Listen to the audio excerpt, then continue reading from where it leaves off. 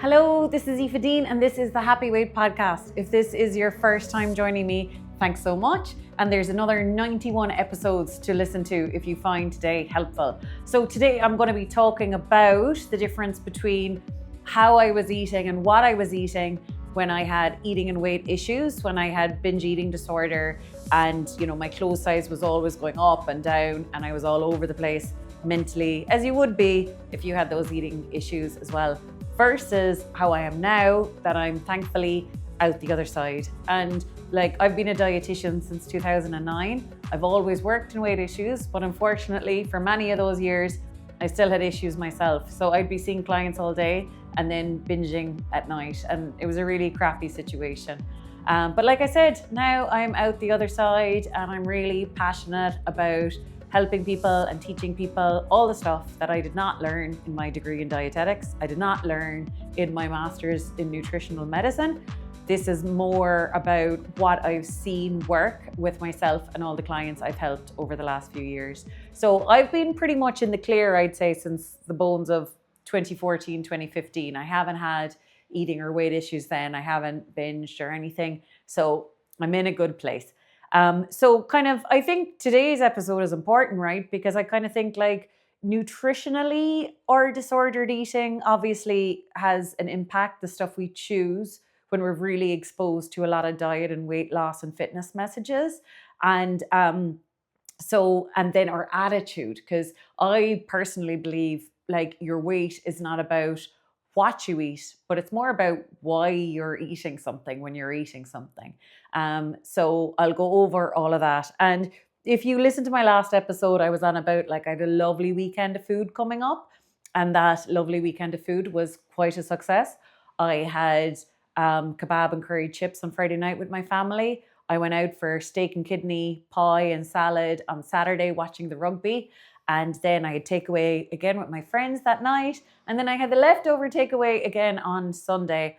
And I was babysitting my nieces. So Eliza and Paul brought me home gorgeous hummus and bread from Baba Days in Baltimore, which was delicious. So I had a super duper weekend of food. But Saturday was pretty sedentary and Monday was pretty sedentary. So I'm still getting out of the fullness, to be honest with you. I'd say it'll take me another day or two to properly warm back up to being hungry for my meals and feeling fully hydrated and having some other nutritious foods as well. But even that is a change, I suppose, to how I would have looked at that and gone through that had I been in disordered eating. So I am going to start from the start, right? So first of all, in the morning, when I had disordered eating, to be honest, I don't know, has this changed much? I've always been obsessed with eggs. Like Mom said, when she'd come into me in the morning in my cot or whatever, I'd be like, Uggies. As in, is this real life? Is it breakfast time and I can have eggs? And I'm actually still really like that. I'm so excited for my eggs every morning. And there was different phases in disordered eating when I tried shakes. And I'm just I can't mentally just associate a drink with breakfast. It's just not enough, never suited me. And then of course protein shakes, as if, and then I remember making this thing with Fage yogurt, and protein powder. And I'd swear to God, you could build a wall with it. It was like concrete. It was such disgusting, dried up paste of fakeness. So that was another phase that I had. But ultimately I always circled back to eggs of some kind. But I suppose there would have been loads of restrictive times where I wouldn't have let myself have any carbs. I wouldn't have let myself have bread, wouldn't have let myself have, crackers or whatever I wanted with it. And so that's the first major change. I think basically, I was saying this to a client today because, she's in her 20s and I'm just your job isn't just to get out of disordered eating for now, for this decade. It's to get out of disordered eating so you're protected when you're 40s, in your 50s, in your 60s, in your 70s, because your body is always going to be changing. And if you're controlling and rigid and black and white rather than relative to your needs, it's going to be pretty impossible to maintain a healthy weight.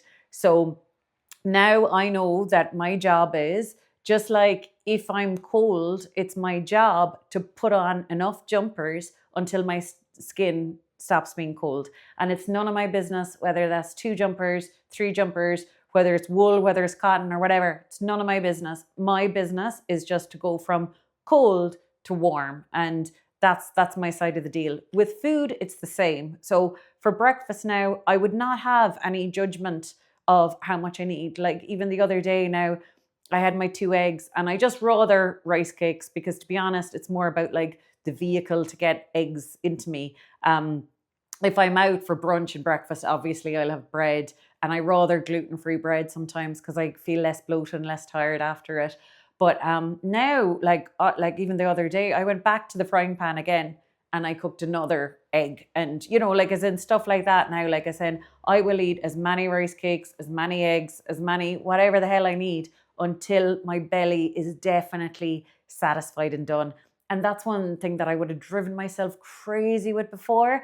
Like I think a lot of food noise is actually like, it's kind of almost like if you were kind of warm all day. Like how annoying would it be to be kind of warm all day? Of course you'd be thinking like, oh geez, wouldn't a jacket be lovely? Wouldn't a jumper be lovely?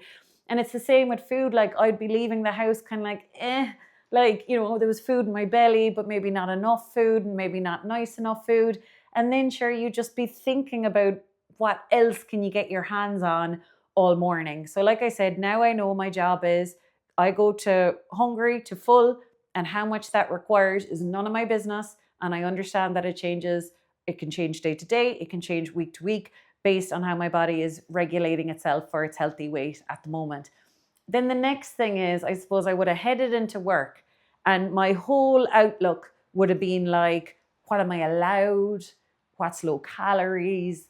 And it's such an awful way to look at food, right? Because then you're kind of like, oh, I can have an apple, that's only 70 calories or whatever. And oh, I can have a special K bar, that's only 99 calories. And I can have another rice cake, that's only 25 calories or whatever. So you're just going around like skimming around all the like low calorie stuff. And then food becomes about like what you're allowed versus what you need, what you enjoy, what you prefer, like discernment, standards, you know, so it's very, very different. So like when we're in that mindset, we're actually just constantly squirreling away little bits of crap. And by crap, I mean something that doesn't taste spot on or doesn't make our belly feel good. It's just eating for the sake of eating. It's eating because we're like allowed it or we've justified it or whatever. And even sometimes doesn't happen much anymore because I think I explain everything better to clients now. But I remember before I was like, oh yeah, I ate stuff, but it was grand, it was grand, it was nothing bad. And you know, now I think with my clients, I've kind of like explained it enough that like it's taste and comfort. So there's no standard good food, bad food. All foods are a waste if you don't need them. All foods are extra and not helping your weight if it doesn't taste good, if you're not enjoying it when you eat it, if it's not adding a nice feeling to your belly. It doesn't matter what it is, whether it's an apple or a Magnum. It's all extra if it's not being your body's idea, if that makes sense. So the place I worked in anyway, you know, we in those offices we would have almonds or Brazil nuts on the table, and there was often a lot of wolfing them down, like wolfing them all down, replacing them, wolfing them down, replacing them.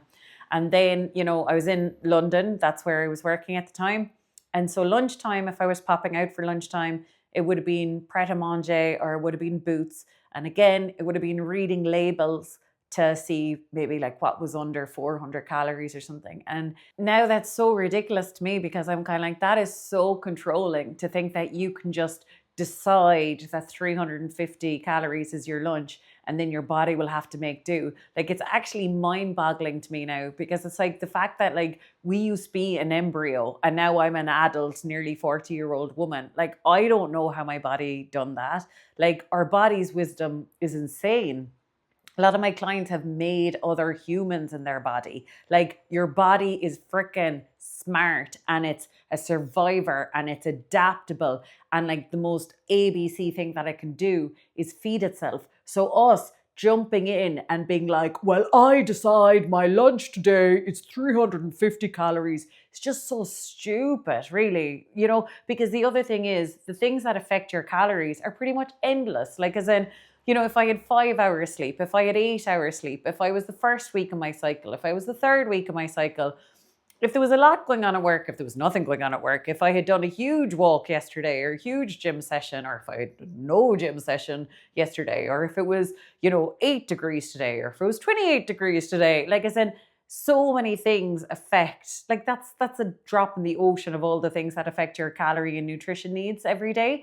And so again, us deciding this is our lunch, was really silly of me.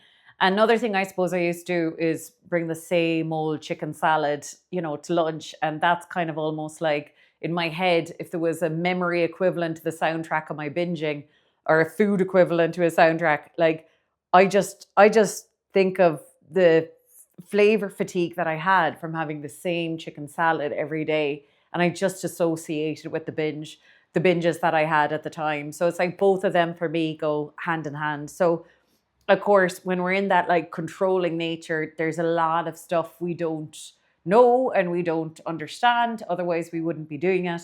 And so, flavor fatigue was another thing that I totally did not understand the concept of. So, if we're in the diet industry, or if we're listening to the fitness industry, and we're listening to a load of people who are like, food is fuel, you just eat what you are told, and that is it. Well, then, we're not going to be understanding messages like the fact that some of us have a different wiring and different neurobiology when it comes to eating. And some of us actually do get a lot of pleasure out of eating, and we get more comfort and stuff like that. So if we're eating the same food over and over again and it's really boring, well, then we're not going to get as much pleasure. So then we've got that thing that often happens in dieting, that even if our belly is like full as a frog bursting with 0 point vegetables, which I often done to myself, I sometimes used to literally be in pain with how much broccoli and 0 point veg I used to eat. And then still though, I was so low on pleasure that even though my belly was kind of almost sore from the fullness and the gas and everything else, I still needed to eat chocolate or something to get the pleasure. And so now, of course, I see it completely the other way around. Especially if you're trying to downsize, especially if you're, there's excess weight in your body, you don't need any extras. Like, we need the stuff that we like is inevitably going to be in our diet. Let's just admit that and face that. And then it's kind of like, what does not need to be in your diet? Like, what could you maybe manage to go without for a day or a week and not even miss it? And for me, there was a lot of boring foods that I had day in, day out, that, like I said, they were not giving me any pleasure, any enjoyment. And they were actually the cause of the binging. Because if you had, like, say, 7 a.m. to 7 p.m. with zero pleasure, zero enjoyment out of your food, which, by the way, is completely the opposite of someone with a great relationship with food. Someone with a great relationship with food would be making memories with food and having a lovely time, and it would taste good and they'd feel good after it. But yeah, if we have 12 hours of eating and no real pleasure, enjoyment, memories, anything from it, especially if we're up in our head being like, is this right? Is this wrong? Will I be losing weight? Am I doing the right thing? Well, there won't be any memories really, because we weren't even present. But then it is understandable enough how we'd want to catch up then on pleasurable foods. We'd want to catch up on high tasting foods because we were at such a deficit of taste all day. So yeah, I said breakfast, I said all the snacking on almonds. Also, I did a lot of snacking on protein bars, and there was definitely lots of times as well where I'd made a plan to go off carb. And there was often times that I was like, because I wasn't having chocolate, I'd have maybe, I'd be maybe on my period or something, needing sweet and nice stuff. And I'd have like 3 protein bars. And I'm like, that actually disgusts me way more actually, than having 3 chocolate bars, because I'm just like, the amount of fast, the amount of sweeteners, the amount of like artificial stuff. And like, the thing is, it wasn't getting me closer to the feeling I was looking for anyway. Like, I totally could have just had like a Yorkie raisin and biscuit and probably would have been actually hitting the bullseye and scratching the itch. But like, after the 3 protein bars, I was still kind of like, I miss chocolate. It didn't really get me anywhere. And there was so much of that illogical kind of decision making, you know, like I wouldn't let myself have bread or crackers or anything for breakfast. But then I'd have 600 calories of cashew nuts when I got into work. Like that doesn't make sense.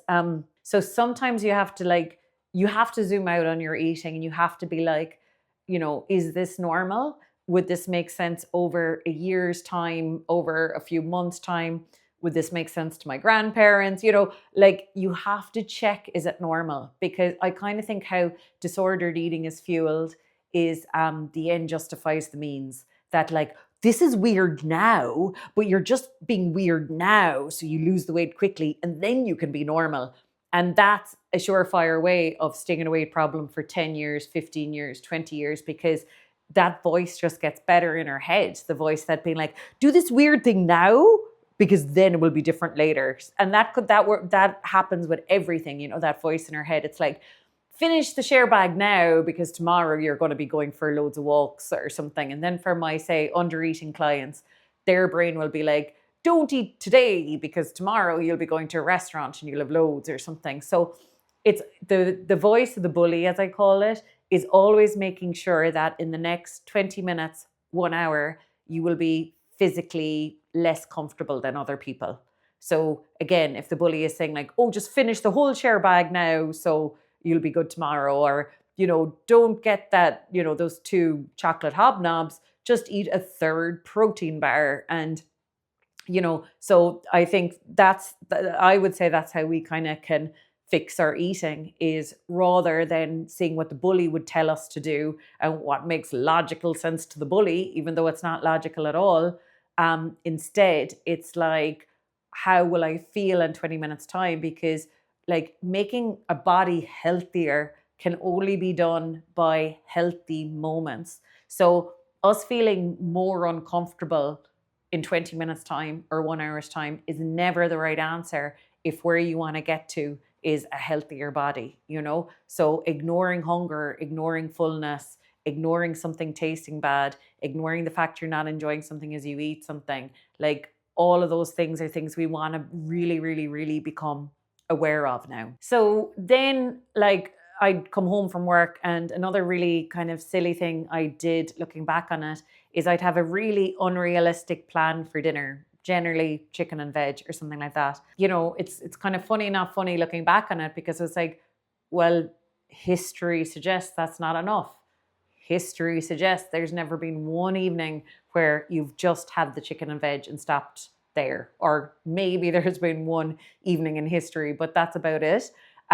Instead, it's like, that's almost like whetting your appetite for going back to the snack drawer, back to the cupboard, or back to the fridge every half hour for the rest of the night. So then my total eating, there was so many nights that if I had counted the calories in my dinner, plus the back to the kitchen, back to the kitchen, back to the kitchen, back to the kitchen eating, it's like that all was more calories than, say, some of my friends that like don't have eating and weight issues. They would have probably just gone home and had, you know, a lasagna for dinner, or like a cottage pie or pasta carbonara. Like they would have just had a normal standard carb, protein, veg little nice thing after it. And they all had less, that would all have been less calories than, you know, all my like unrealistic dinner plus all the inevitable extras that came after it. Then it's kind of like whenever, especially if you're a binge eater, right, you know, you can kind of look at those days in isolation, because I think we have to also factor in the calories of the binges, basically. So as in, you know, you could be like, oh, I didn't eat any bad foods or whatever. And I think another mistake people make is they're kind of like, how can I make my good days better? And it's like, if you're binging, there's already a lot wrong with your good days, because lots of people never need to binge. Why don't they need to binge? Not because they're superior to you or better than you, but just because they don't need to. They had lovely food every single day. So there's never a moment where they'd be like, oh my God, give me access to gorgeous food, because they're keeping topped up on nice food all the time. They're not like wanting toast and giving themselves a pear. Like they're just wanting toast, having the toast, completely forgetting about food until they get hungry again. So yeah, with binging anyway, we also have to like, because I suppose with my fitness pal, I used to tot up the calories in my good days and then be like blah blah blah blah blah kind of about my binge days. And so I kind of think we can, like, just people make that mistake often. They're like, I'm really good when I'm good, but it's like, no, one causes another. Like you're eating in a way that like stimulates binging. So there's nothing good about that at all. So then with my binges, I think the standout feature in terms of, because obviously I eat a lot of the foods I would have binged on before. The crappiest binges were the ones where I didn't have nice things. So it was like rice cakes and honey and just like peanut butter. I actually can't eat peanut butter anymore because it was one of the things that like, have a spoon of that after your meal. And I just like eat the whole jar. And Nutella as well. I'm still kind of like, ugh, because I used to eat jars of Nutella and I actually had to do like aversion therapy myself on Nutella. I had to keep eating it, keep eating it, keep eating it until my brain finally got the message it wasn't going anywhere. But there's a lot of foods actually that like I just can't face since my disordered eating days, and peanut butter and Nutella are one of them. And then another thing I did was I used to eat a lot of diet products. So say like low sugar Ribena, low sugar diluting juices, Diet Cokes, protein powders, protein anything basically. So I had a lot more processed foods, whereas now my diet is like delicious and healthy, or kind of delicious and sweet. You know what I mean? So I don't have like I just kind of feel like I wish the message got out that no one should be looking for more processed foods to put into their diet. So like low fat foods, like if they're low fat processed foods, low fat protein foods, like processed foods are processed foods, and our health foods and the best foods for our weight. Like the whole point of nutrition is a like nutrient transfer, like a life transfer. So we're getting life from high water content things like fruit, veg, and then the things that grow in the ground, walk on the land, swim in the sea. It's like a transfer of life. And then the things that like are in a bag or a packet and can outlive us all on the shelf. Like I just kind of think that I always thought, okay, these are all good foods that will help my weight. And now I look back on it, I don't think they ever helped my weight because they weren't health foods. Like a health food is something very, very, very perishable, something that will start smelling or going off in a day or two or a few days. That's health food. And then delicious foods, we've tasted Ben and Jerry's, there's no going back. They have their place too. So now my diet doesn't have any of the weird processed junk, but I just have like normal stuff, or I have desserty, delicious, chocolatey, crispy things that aren't pretending to be healthy. They're just balls out crisps or balls out chocolate or balls out ice cream. They're not pretending to be a healthy version of anything. So I suppose that's another major change.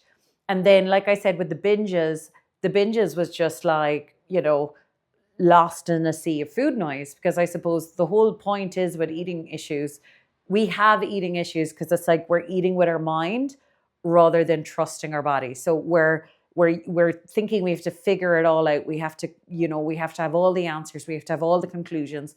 And so, all of this using our mind is then we're depending on the information from our mind more than the signals of smell, taste, how our body is feeling, how we want to feel in an hour's time, how we could feel better, how our belly is feeling, how hungry we are, how full we are, all of those things. The mind becomes louder. So I suppose the mind was loud all day anyways when I was being good, but the mind was also really loud when I was binging. And so then it was kind of like, oh my God, you're getting so fat. You're getting so fat. Oh my God, you're going to be so huge. I can't believe you're doing this. Oh my God. And then you're going to eat all of these. And then you're probably going to open the next packet. And wouldn't it be awful if you opened those as well? And, now as well, now that I'm like qualified hypnotherapist, I know that like I was actually coaching myself to do it, because I was like, oh, imagine if you opened the, packet in the kitchen, or imagine if you went to the freezer next and got those. So I was like visualizing, like I was feeding my brain the next step, although the next step was not the step that I wanted to make. So so there was that chaos and anxiety and food scarcity of it would be terrible if you would ate the next thing, which then makes your survival instincts almost like definitely eat the next thing. And so there was no discernment. Like a binge was just like anything I could get my hands on. And in general, like bad foods or chocolate, sweets, cakes, whatever, it was pretty much permission based. It was just, am I on a good day? Am I on a bad day? Can I justify it? And then, like, that's the whole thing. If you've rules, if you've judgments with food, if you judge foods as good or bad, you spend your entire time trying to justify breaking the rules then. You know what I mean? So I was like, I've had such a bad day, I deserve bad food, or, so you're just always looking for loopholes. Whereas now, first of all, I'm very discerning, like not all cake is equal. Not all ice cream is equal. Not all chocolate is equal. Not all moods for chocolate are equal. One thing I found out myself lately is I'm not that interested in biscuits and dried stuff. Like, give me a brownie, give me baking, like give me more like moist baking-y yumminess. But I'm not really that interested in the long shelf life stuff anymore, I've noticed, for whatever reason.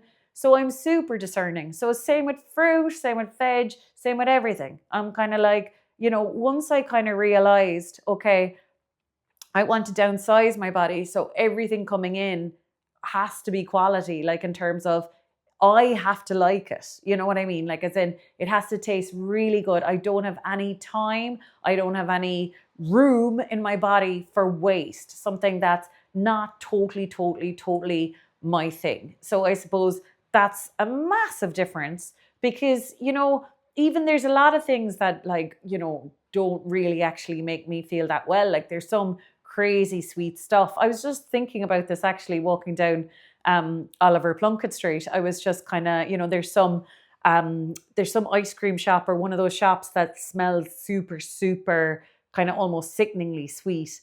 And I remember I couldn't understand the concept when people were like, oh, that's a bit sickening. Like, I literally couldn't understand that concept, because I was so living from a place of good or bad foods.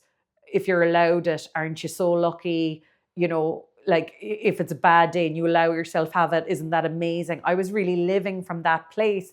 So, like, the awareness of feeling sick from too much sweets, like, I just literally had never clicked into that feeling.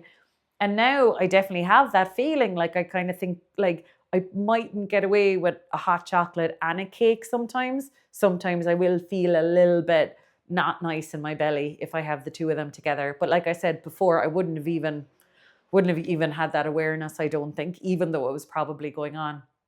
So I think they're all the main differences. I bet I'll press stop on this now and I'll think of another 400. But I think they're the main ones. And I hope today was really helpful. And please give this podcast a like or subscribe, or an old comment. Little comment would be nice. That'd be cool. And I'm on Instagram at happyweightaoife. And I have a website, happyweight.ie, if you want an online course or want to work one-to-one with me. So thank you so much for being here, and I'll see you soon. Mwah.